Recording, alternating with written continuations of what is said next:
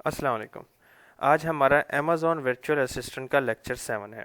आज हम सीखेंगे कि हम अमेज़ॉन प्राइवेट लेबल की प्रोडक्ट हंटिंग कैसे करेंगे। ठीक है, इसके क्राइटेरियाज क्या हैं, बजट कितना लग जाता है और कौन से पैरामीटर्स से हमें गुजार के अपने प्रोडक्ट को देखना पड़ता है, सिलेक्शन करनी पड़ती है। तो वीडियो को स्टार्ट करते हैं। अगर आप मेरे चैनल पर नए हैं तो काइंडली इसे सब्सक्राइब करें और आपके माइंड में कोई भी ऑनलाइन अर्निंग से रिलेटेड क्वेश्चन है तो आपको मेरे टेलीग्राम चैनल का लिंक डिस्क्रिप्शन में मिल जाएगा।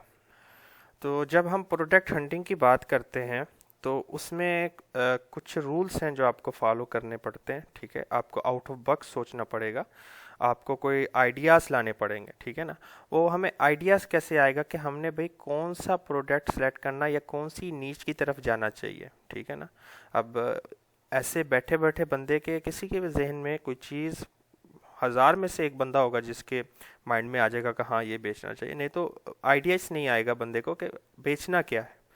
तो आइडियाज़ कैसे आएंगे मैं आज आपको बताऊंगा कि आपने कैसे कैसे आप आइडिया ला सकते हैं और फिर हमने किन पैरामीटर से अपने प्रोडक्ट को या अपनी उस कैटेगरी को गुजारना है ताकि हम सिलेक्शन कर सकें एक अच्छे प्रोडक्ट की। तो अब हमने आइडिया कहाँ से लेना है। ठीक है, आइडिया लेने के लिए आपके पास सबसे पहले आ जाता है अली बाबा। अली बाबा पे आइडिया हमने कैसे लेना है, यहाँ पे बेशुमार ऐसे प्रोडक्ट हैं जो अमेज़ोन पे अवेलेबल नहीं है। ठीक है, अब नई चीज़ हमने देखनी है। जब भी आप अली बाबा पे आए, न्यू अराइवल पे आप जाएं और जाके यहाँ पे बेशुमार ऐसे प्रोडक्ट आ जाएंगे जो न्यूली अराइव्ड होते हैं, जो नए नए आए होते हैं। तो उनसे आपको आइडिया हो जाता है कि हमने भाई किस कैटेगरी को सेल करना है या किस प्रोडक्ट को सेल करना है। ठीक है, इसी तरह आप अली एक्सप्रेस पे भी जाके ये चीज़ चेक कर सकते हैं, जो न्यूली अराइव्ड होते हैं या जो प्रोडक्ट टॉप रैंकिंग में चल रहे होते हैं या जो नीच टॉप रैंकिंग में चल रही होती है, उनको चेक कर लेना। फिर उनमें भी काफ़ी चीज़ों का ख्याल रखना होता है। देखें, जब आप प्राइवेट लेबल कर रहे होते हैं ना तो आपको ज़ीरो टॉलरेंस रखना पड़ेगा। ठीक है ना, ये नहीं करना कि मैं ये चीज़ कर लूँगा, नहीं, ऐसा नहीं। फिर बंदा क्या होता है, ऐसा गलत प्रोडक्ट सेलेक्ट कर बैठता है और वो बाद में सेल नहीं होता और उसको लॉसेस होते हैं। ठीक है, फिर हमने इसमें आइडियाज़ में हमने अमेज़ोन पे चले जाना है। ठीक है, अमेज़ोन पे जाके जो चीज़ चेक की जाती है वो है कीवर्ड्स के थ्रू।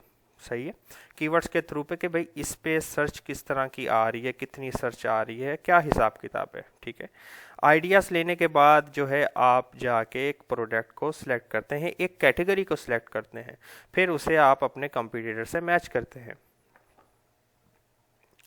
एक और जगह से आप आइडिया ले सकते हैं, वो है गूगल। ठीक है, यहाँ पे आप अपना प्रोडक्ट को सर्च कर सकते हैं, जैसे कि न्यू अराइवल स्पेसिफिक नीच, क्योंकि लिए आपने पहले नीच सेलेक्ट करनी होती है कि मैंने भाई किस कैटेगरी का सामान बेचना है। ठीक है, अच्छा, अब याद रखें कि कुछ कैटेगरीज है जिनकी तरफ हमें नहीं जाना चाहिए प्राइवेट लेबल में। सबसे पहले ऐसी चीज़ जो इलेक्ट्रॉनिकल चीज़ हो जिसमें ट्रांसपोर्टिंग के टाइम पे धमाके का खदशा हो या जल जाने का खदशा हो, ऐसी इलेक्ट्रॉनिक चीज़ जैसे बैटरी वगैरह होगी, इन चीज़ों की तरफ नहीं जाना। फिर आ जाता है नाजुक चीज़ों की तरफ ना जाएं। ठीक है, जो टूटने का खदशा हो उसकी तरफ बिल्कुल ना जाएं।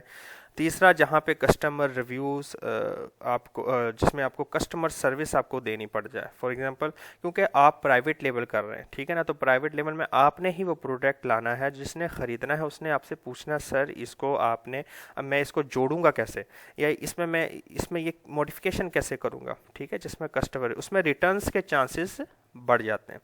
फिर आपने ना वेरिएशंस की तरफ नहीं जाना, जैसे कि कपड़े। ठीक है, इससे कपड़े में क्या होता है कि आपके पास साइज़ मैटर करता है, अपना कलर मैटर करता है, डिज़ाइन मैटर करता है। और आपको पता है गारमेंट्स जो होती हैं उनका जो फैशन है वो सीज़न के हिसाब से और टाइम के हिसाब से चेंज होता रहता है। उनका क्लोथ्स का जो मटेरियल और चीज़ें जो है वो चेंज होती रहती हैं, तो उसमें लॉसेस और रिटर्न्स के चांसेस बढ़ जाते हैं। ठीक है, क्योंकि यूएसए के साइज़ स्टैंडर्ड डिफरेंट है, यूके का साइज़ स्टैंडर्ड डिफरेंट है। आप भी मार्केट में जाके देख सकते हैं कि किसी कंट्री का आपको एक्सेल फिट आता है, किसी कंट्री का एक्सेल आपको तंग है या खुला है। सही है ना, तो इस तरह रिटर्न्स के गारमेंट्स में चांसेस बढ़ जाते हैं। आपने फिर कोई ऐसे बल्ब वाली चीज़ नहीं बेचनी जो आपकी ट्रांसपोर्टेशन में टूट जाए। कोई ऐसी हैवी चीज़ नहीं बेचनी जिसका जो है बाय शिप जो है वो सी हो, समुंदर के ज़रिए से जो जाती हो, ऐसी नहीं बेचे। ऐसी चीज़ बेचनी है जो तो एक अमेज़ोन के स्टैंडर्ड से हो, मतलब जिसका वेट जो है मैक्सिमम मैक्सिमम 1 kg हो, ठीक है ना। नहीं तो जो है बेहतरीन 500 ग्राम विद पैकिंग, और उसकी डायमेंशन जो है वो आपकी स्टैंडर्ड के हिसाब से, अमेज़ोन स्टैंडर्ड के हिसाब से, उससे आपको शिपिंग फ़ीस कम पड़ेगी और आपका जो सप्लायर है वो भी एयर शिप कर देगा। ठीक हो गया। अब हमने सारी कैटेगरीज अपनी देख ली, हमने जो है अपना आइडिया ले लिया। हमने फिर क्या किया, एक प्रोडक्ट को सिलेक्ट कर लिया, ठीक है। हमने एक ऐसा प्रोडक्ट को सिलेक्ट कर लिया। अब सिलेक्ट करने के बाद जो काम आता है कि कौन से पैरामीटर हैं, कौन सी ऐसी टेक्निक्स है जिनसे हमने उस प्रोडक्ट को गुजारना है और जो है उसको रिसर्च करनी है। प्रोडक्ट रिसर्च मतलब कि हमने उसको रिसर्च करना कि इस प्रोडक्ट का पोटेंशियल क्या है, हमारे कॉम्पिटिटर इसमें क्या रोल अदा कर रहे हैं और हमें क्या करना चाहिए, क्या हमारे लिए ये ठीक है या नहीं। उसके लिए आप मैनुअल सर्चिंग करते हैं, नहीं तो आप जो है थोड़े से टूल्स जैसे यूज़ हो जाते हैं। हीलियम 10 हो गया, आपका जंगल स्काउट हो गया, मर्चेंट वर्ड हो गया, ऐसे टूल्स आप इस्तेमाल करके जो है अपनी हंटिंग को कंप्लीट करते हैं, ठीक है। तो देखते हैं, मतलब मैं अब आपको बताता हूँ। तो हमने प्रोडक्ट तो अब सिलेक्ट कर ली। अब फॉर एग्जांपल आप अमेज़ोन पे भी आते हैं, जिस कंट्री में आप करना चाहते हैं वहाँ पे आप कुछ भी लिखेंगे तो आपको अमेज़ोन जो है वो ऑलरेडी कुछ ऐसे कीवर्ड्स आपको सजेस्ट कर देगा कि आपको जो है पता लग जाएगा कि ये ऑलरेडी सर्च हो रहा है। अब मैंने अगर फॉर एग्जांपल कोई प्रोडक्ट सेलेक्ट कर लिया है, वो प्रोडक्ट हो सकता है मेरा आईपैड इसके हो, एयरपॉड पे, सॉरी, ठीक है, एयरपॉड पे हो कि मैंने एयरपॉड्स बेचने हैं, ठीक है। एयरपॉड्स पे मैं आता हूँ तो यहाँ पे आप देख सकते, तो यहाँ पे आपके पास रिज़ल्ट दिखा देता है कि एयरपोर्ट्स कीवर्ड पे इतने रिज़ल्ट्स आए हैं, ठीक है। आप यहाँ पे फीचर्स पे आके जो है रिव्यूज़ पे जाके भी आपको आइडिया आ सकता है कि किसी पर्टिकुलर प्रोडक्ट पे रिव्यूज़ आ रहे हैं, ठीक है। तो हमने अक्सर बंदों का एक ये होता है कि सर हमें जो है ना अमेज़ोन के फर्स्ट पेज पे आना है, ठीक है। तो हम अगर अमेज़ोन के फर्स्ट पेज पे आना चाहते तो हमने अपना कंपटीटर देखना है कि वो कोई ब्रांड तो नहीं है, ठीक है। क्योंकि लिए अब आप लगाओ कि एक एप्पल ब्रांड बैठा हुआ है इस जगह पे, आप कोई एक नई चीज़ लाते हो अपने ब्रांड से, तो लोग ब्रांड की तरफ जाना पसंद करेंगे बल्कि बजाय के आपके आपके प्रोडक्ट पे आए, चाहे आप उसका स्पॉन्सर ऐड चला रहे हों या कुछ चला रहे हो। और आपने ये भी चीज़ ध्यान में रखनी है कि अमेज़ोन उस पेज में मौजूद ना हो। एक आधा अमेज़ोन प्रोडक्ट बेच रहा हो चलता है, अब अमेज़ोन 3-4 प्रोडक्ट उसी पेज में मौजूद हो, उसी पेज में 3 से 4 प्रोडक्ट बेच रहा हो, तो मीन उस पेज पे सरवाइव करना एज अ बिगिनर आपके लिए मुश्किल है। अब आप फॉर एग्जांपल मैं इन एयरपॉड्स की मिसाल ले लेता हूँ। यहाँ पे हम जो चीज़ देखते हैं वो है रेटिंग रिव्यूज़। जैसे हम होलसेल में देखते हैं ना, तो हम उस कैटेगरीज की जब हमने सिलेक्शन करनी होती है, हमने प्रोडक्ट सेलेक्ट कर लिया, for example airport private table के लिए हमें आइडिया आ गया। अब हमने आना है उस प्रोडक्ट की कैटेगरी में। हम अमेज़ोन की एयरपोर्ट्स की कैटेगरी में आ गए।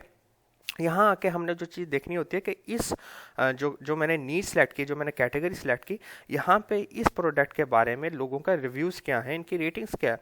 तो आपने हमेशा ख्याल रखना है कि उस प्रोडक्ट जिस कैटेगरी को आप बेचना चाह रहे हो उसमें जो प्रोडक्ट है उसके रिव्यूज़ 4.5 प्लस होने चाहिए, 5 होने चाहिए, ठीक है।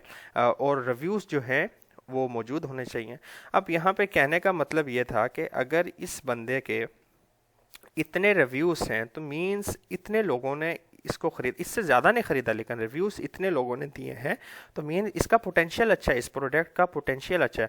तो मैं यहाँ पे सरवाइव करना मुश्किल हो जाएगा, क्योंकि मैं इसके मुकाबले में जब आऊँगा और भी बहुत दुनिया में लोग हैं जो उसी वक्त सेम टाइम आपके मुकाबले में आएंगे। जब आपका 1000 रिव्यू पहुँचेगा या 2000 रिव्यू पहुँचेंगे तो उसके बाद जो बंदा आपसे आगे है वो तो आपसे 2 से 3 गुना हो चुकेगा, ठीक है। क्योंकि आप फॉर एग्जांपल इसी पेज की मिसाल ले लें, ये एयरपॉड्स लगे हुए हैं एप्पल्स के। आप नीचे जाते जाएं तो आपको और भी कंपनीज के एयरपॉड्स आपको नज़र आ जाएंगे। तो उनमें वैसी सेल और वैसा जो है रिव्यूज आपको नहीं मिलेंगे, ठीक है। क्यों? जो टॉप 2-3 सेलर्स होते हैं ना, वो सबके रिव्यूज खींच लेते हैं, वो सबकी सेल खींच लेते हैं, समझे रहे ना। तो ये सारी चीज़ों को हमने देखना होता है, सारी चीज़ों को एक पूरी एक्सेल शीट बना के उसमें देखना होता है कि ये सारी चीज़ें काम कर रही हैं या नहीं कर रही, जो हम सोच रहे हैं वो हो पा रहा है या नहीं हो पा रहा, ठीक है। अब लेट्स से हमने एक प्रोडक्ट अभी सिलेक्ट कर लिया, हमारा एयरपॉड सेलेक्ट कर लिया। अच्छा, यहाँ पे हमारा फॉर एग्जांपल कंपटीटर भी कोई नहीं है, अमेज़ॉन भी नहीं है और कोई बड़ा ब्रांड भी नहीं इस जगह पे अवेलेबल है। तो अब हमने ये देखना है कि यहाँ पे जो सेलर बेच रहा है इसकी मंथली सेल कितनी है, ठीक है। उसके लिए हम क्या करते हैं, उसकी मंथली सेल को चेक करने के लिए टूल्स यूज़ करते हैं, नहीं तो मैनुअली यूज़ करते हैं। जैसे मैंने आपको 999 ऐड टू कार्ट वाला जो बताया था, वो मैनुअली से चेक कर लेते हैं, नहीं तो काफ़ी टूल्स की मदद से भी चेक होता है, ठीक है। तो वो देखते हैं कि भाई ये मंथली हमारा जो रेवेन्यू है वो जनरेट करेगा नहीं करेगा, सही है। क्योंकि लिए आपने पीपीसी चलानी, अगर आपका प्रोडक्ट वाकई अच्छा लेकिन वहाँ पे कंपटीशन है तो आप पीपीसी चलाते हैं, ऑब्वियसली आपको शुरू में चलानी पड़ेगी पीपीसी, ठीक है। पेड पर क्लिक कैंपेन चलानी पड़ेगी, आपको गिव अवेज देने पड़ेंगे। चलो ये तो सारी बातें होगी प्रोडक्ट की। बजट की बात आती, बजट कितना लगेगा भाई, बजट का बता दें।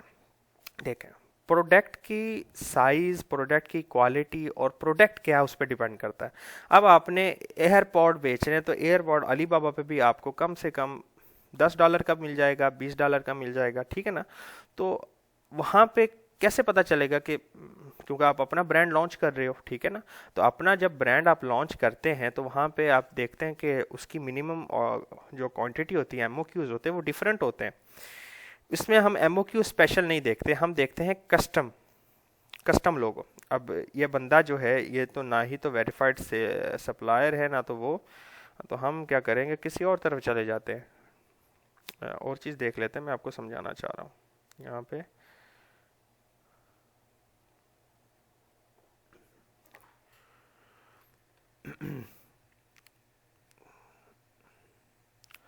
यहाँ पे आके हम कंज्यूमर इलेक्ट्रॉनिक्स में जाते हैं, यहाँ पे एयरपॉड्स लिख लेते हैं, ठीक है।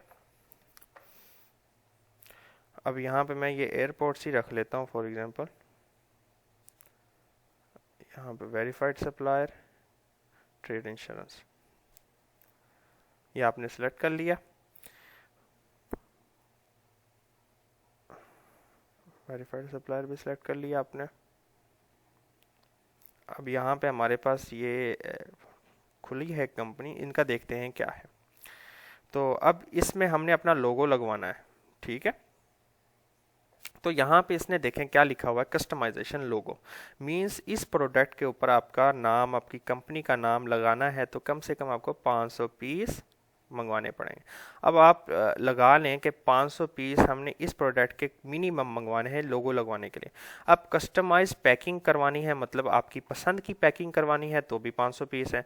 ग्राफिक कस्टमाइजेशन मतलब इस पर कोई डिज़ाइन बनवाना है तो भी 500 पीस। तो इट्स अच्छी चीज़ मिल गई ना हमें, नहीं तो कई जगह पे होता है 10,000 पीस, 20,000 पीस, ठीक है। तो 500 पीस को आप इसकी जो है प्राइस यहाँ से मैच कर लें कि अगर आप 500 से इतने के पीस लेंगे तो आपको ये पर पीस तकरीबन 1.60 का पड़ेगा, ठीक है। तो आप उसको मल्टीप्लाई कर लें तो ये आपका जो है फर्स्ट टाइम होगा। अब लाजिम नहीं कि आपने 50 से 60 हज़ार प्रोडक्ट वहाँ पे भेजना है, ठीक है। 500 प्रोडक्ट, 1000 प्रोडक्ट आप पहली बार भेजो, ठीक है।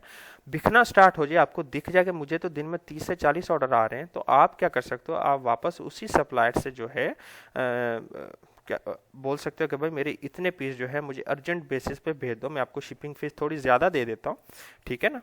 तो उधर भिजवा दें। जब वहाँ पे चलना काम स्टार्ट हो जाएगा फिर आपको पीछे अपने सप्लायर से नेगोशिएट करने में इशू नहीं होगा, ठीक है। इस तरह आप पता कर सकते हैं कि आपका बजट कितना है और आपके प्राइवेट लेबल में कितना खर्च आएगा। अब आपने आईफोन बेचना है तो आईफोन का प्राइस, और एक आपने थोड़ी सी सिंपल सी चप्पल बेचनी है तो उसके प्राइस में डिफरेंट तो आएगा ना। तो उस हिसाब की इन्वेस्टमेंट होती है, ठीक है। मैं गारमेंट्स इससे भी रोकता हूँ क्योंकि उसमें आपके कलर और साइज़ की वजह से इन्वेस्टमेंट ज़्यादा हो जाती है, इन्वेंट्री को जो है मैनेज करना बहुत मुश्किल हो जाता है। अच्छा, प्राइवेट लेवल में एक और चीज़ हम जो देखते हैं वो होती है कीवर्ड रिसर्च, ठीक है ना, कि जो हमने प्रोडक्ट सेलेक्ट किया उस पे क्या वाकई सर्च हो भी रही है या नहीं हो रही है। अब कीवर्ड्स क्या होता है? कीवर्ड्स क्या होता है, आप जो ये लफ्ज़ मैंने लिखा है एयरपोर्ट्स, ठीक है ना, ये एक कीवर्ड्स है जिसके जो है सर्च करने पे मेरे सामने काफ़ी चीज़ें खुल गई। हालांकि इसका नाम जो है हैंड फ्री भी लोग कहते हैं, ठीक है ना, और वायरलेस हैंड फ्री भी कहते हैं, काफ़ी नेम्स है, लेकिन एयरबड्स एक ऐसा कीवर्ड होता है जो एक स्पेसिफिक या एक कैटेगरी के जो प्रोडक्ट्स होते हैं उनको टारगेट करता है, ठीक है ना। तो इनको भी सर्च करना पड़ता है कि भाई वाकई में इसको कोई सर्च कर रहा है। उसके लिए भी हम जो है मर्चेंट वर्ड्स या कीवर्ड टूल्स जो होते हैं ऑनलाइन उनको यूज़ करते हैं। कुछ पेड हैं, कुछ फ्री हैं, उनको यूज़ करके हम जो है करते हैं। मैं बनाना चाह रहा था, लोग सोच रहे होंगे कि मैंने जो ना आज जो लेक्चर 7 है वो मैंने सोर्सिंग पे बना देना, लेकिन नहीं, वीए पे मैं बना रहा था। तो वीए में क्या है, हम प्रोसेस बाय चलेंगे, तो मैंने चाहा कि आपको प्राइवेट लेवल का भी बता दूं। अच्छा, इसमें रिस्क फैक्टर क्या है, इसमें रिस्क क्यों होता है? रिस्क ये होता है कि गलती करता है इंसान, ठीक है ना, गलती हो जाती है बंदे से। क्या गलती हो जाती है? उसने प्रोडक्ट सर्चिंग या गलत प्रोडक्ट शुरू में सेलेक्ट कर लिया, फिर उसके ऊपर रिसर्च गलत कर ली, कोई भी उससे एक गलती की वजह से वो प्रोडक्ट अपनी लॉन्च कर बैठता है, और जब बिकती नहीं है तो आपको पता है आखिर में वो थक हार के क्या करता है, प्रोडक्ट को वापस मंगवा लेता है सप्लायर का। अब किसने लेनी है वो प्रोडक्ट? वो ऑल टू ऑल लॉस हो जाता है उसका, सही है। तो बिल्कुल प्राइवेट लेवल में चीज़ें ख्याल से करनी पड़ती हैं, ऐसा कॉम्पिटिटर देखना पड़ता है। ऐसे किसी ब्रांड से टक्कर नहीं लेनी हमने, ठीक है, अमेजोन से हमने टक्कर नहीं लेनी, हमने आहिस्ता आहिस्ता चीज़ों को करना है, और बिल्ड होने में टाइम लगता है, ठीक है ना, पेशेंस। अगर आपको प्राइवेट लेवल आप कर रहे हो, नया प्रोडक्ट है, ठीक है, आपको अगर आज लॉन्च किया, कल अगर एक ऑर्डर आ गया ना तो बहुत अच्छी बात है, क्योंकि एक साल के बाद वही प्रोडक्ट आपको पर डे 100, 200, 300 तक के ऑर्डर आएंगे। पेशेंस कितना रखते हो आप, और आपका जो है रिस्क मैनेजमेंट कितना है, ये आप पे डिपेंड करता है, ठीक है ना। तो मैंने यहाँ पे कुछ आपको आइडियाज़ बताए हैं कि हमें जो है कैसे करना पड़ता है। मैं आपको समराइज़ कर देता हूँ। सबसे पहले हमें आइडिया चाहिए होता है। आइडिया हमें अलीबाबा, अली एक्सप्रेस से या गूगल से मिल जाता है, ठीक है। हम अमेज़ॉन पे भी कीवर्ड सर्च करके आइडिया, फिर हमने प्रोडक्ट सेलेक्ट कर लिया, फिर प्रोडक्ट की रिसर्च करनी होती है। प्रोडक्ट की रिसर्च हमने करनी होती है कि हमारा जो कॉम्पिटिटर हैं उनके रिव्यूज़, रेटिंग क्या चल रही है, हमारे कॉम्पिटिटर में क्या ब्रांड या अमेज़ॉन जैसे बड़े बड़े वेल्स तो नहीं बैठी हुई, ठीक है ना। उसके बाद जाके हम फाइनलाइज करते हैं कि हाँ, अब हमने जो है ये प्रोडक्ट है, ये चीज़ें हम बेचेंगे। उसके बाद जाके जो है अगला प्रोसेस स्टार्ट होता है। और ये प्रोसेस जो प्रोडक्ट हंटिंग जो है ना, ये एक बहुत बड़ा यूनिवर्स है। हम इसको एक छोटी सी वीडियो में कवर नहीं कर सकते, क्योंकि इसके लिए मैंने मालूम है मुझे कि 2 महीने 3 महीने भी लग जाते हैं लोगों को प्रोडक्ट हंट करते करते, ठीक है ना, क्योंकि आपने अपने कॉम्पिटिटर्स के सेल्स को देखना होता है 1 महीने से कंटिन्यू कि ये क्या जनरेट कर रही है। और आपने मैं हर बार कहता हूँ वो चीज़ें सिलेक्ट करनी है कि जो रोज़मर्रा की इस्तेमाल में आए, ठीक है ना। जैसे रोज़मर्रा की चीज़ों में इस्तेमाल, जैसे मैं आपको एग्जांपल दे देता हूँ, टूथब्रश हो गया, टूथपेस्ट हो गई, ठीक है ना, बेबी डिपर्स हो गए, टिश्यू हो गया, ऐसी चीज़ें जो होती हैं ना, जो रोज़मर्रा के इस्तेमाल में आ जाए, वो चीज़ आपने इस्तेमाल करनी है, ठीक है ना। तो आज की वीडियो के लिए इतना काफ़ी है। तो कोई चीज़ मुझसे मिस हो रही है तो आप कमेंट कर सकते हैं नीचे कमेंट सेक्शन में, और इंशाल्लाह ताला हम अपनी नेक्स्ट वीडियो के साथ आएंगे। और उम्मीद है कि मैं उसमें आपको अमेज़ॉन सोर्स, इसकी अलीबाबा से सोर्सिंग का तरीका बताऊंगा कि हमने सोर्स कैसे करना है होलसेल के लिए। ओके, अल्लाह हाफिज़।